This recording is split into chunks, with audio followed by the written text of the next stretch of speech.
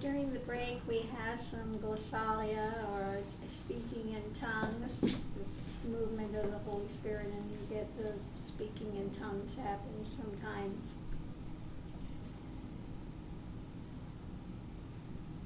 And you had those that came to Ramana, and they would ask him, I want enlightenment, can you give it to me? He says, I can give it, but can you take it? Can you take it?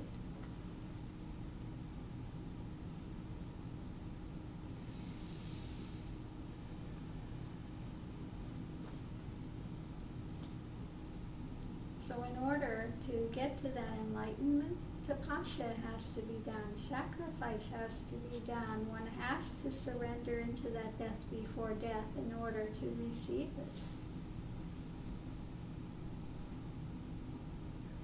That's what it takes. I can give it, but can you take it? Can you take the tapasya needed? Can you take and surrender? Can you go through that death before death? Can you pull away those layers of coverings? Can you dismantle and allow all these constructs one has put into place to fall once and for all, never to arise again? So yes, I can give it, but again, main question is, can you take it?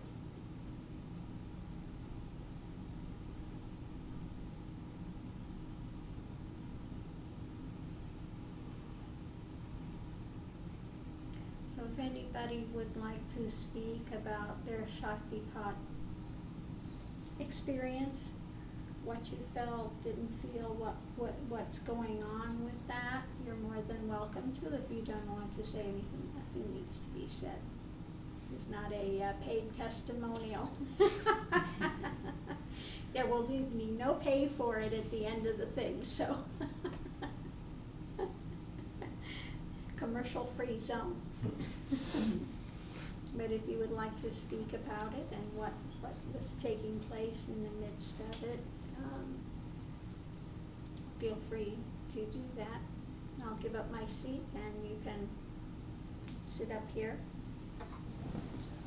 And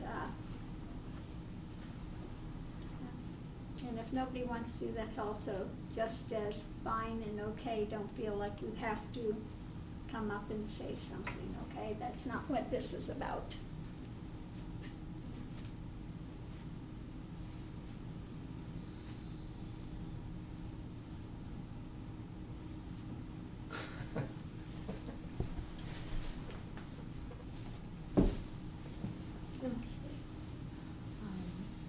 For me, I haven't had the Shaktipat for a while, and it was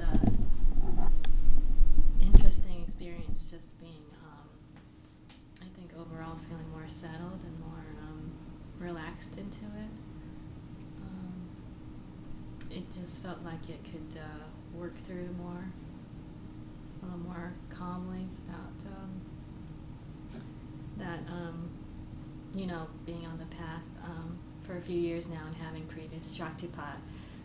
I could feel just the practices and the relaxing into being around Guruji and having that Shaktipat felt just calmer and just settling. It was really nice. And when she whispered the mantra into the ear, it was just so lovely. It was such a beautiful feeling. It's kind of just kind of feel it throughout your body. It's really cool little trickle of perfume. And had a little bit of kriyas, I think, I'm not sure, but afterwards, settling into the quietude, you could definitely feel more loosening and things just being released. And during the Shaktipat too, there was still some restrictions, some stuff trying to come out, and I think just afterwards it just kind of came out really easily. And yeah, that's my experience with Shaktipat. Really valuable, incredible. Thank you for that. Namaste. Namaste. Thank you for sharing that.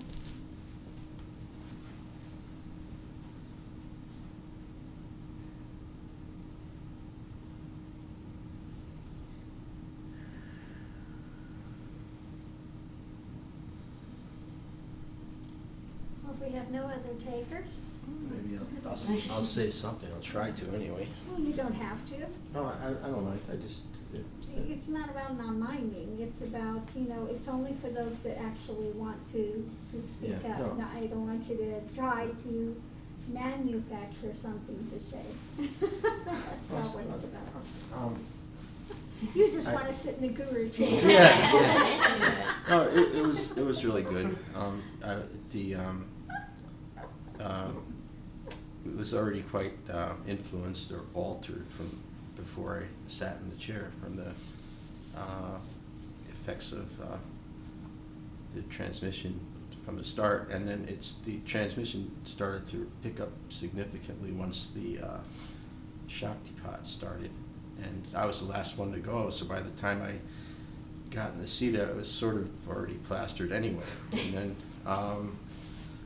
It was really deep, so it's worthwhile to comment on it. It really was, and I know that some Kriyas started, some sniffing in the middle of it, and then some sort of a shock to the system or something when Guruji whispered in my ear. So it was really good. That's all. Hope you.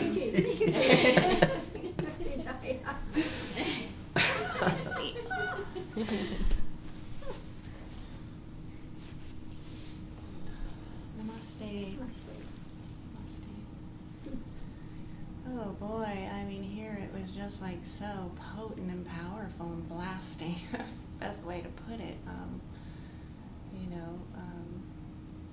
There's always been the verbalizations of the mantras here, spontaneous, and that's really settled down since moving here with Guruji, but really came up in a blast along with some very powerful emotions. It just spontaneous combustion is all I can say. I mean, more, blowing out of whatever's there. I just feel so balanced now, so peaceful. And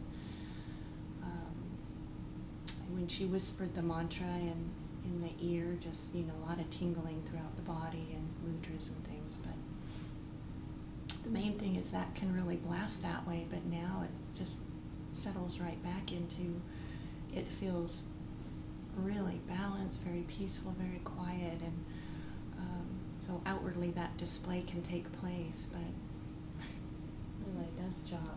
It does job done. I just really appreciate the Shaktipat. I just think it's the most potent, concentrated transmission that there is. So thank you so much, Guruji. Namaste. Thank you for sharing.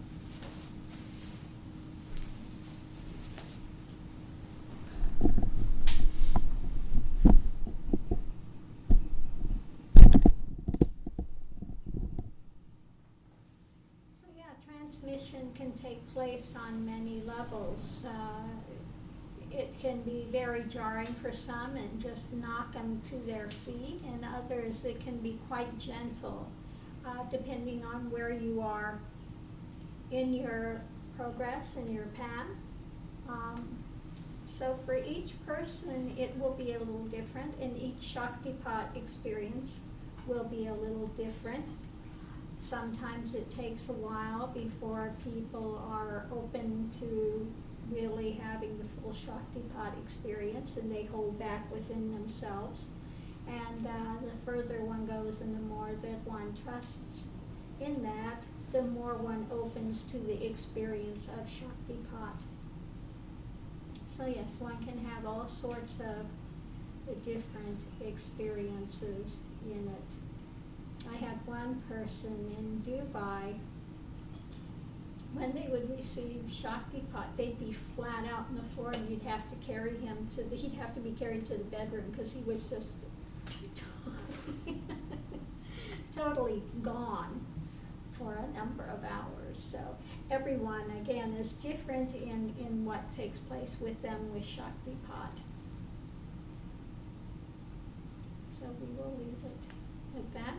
If there are no other things to be said at this time, we'll go ahead and take a break. Namaste. Namaste.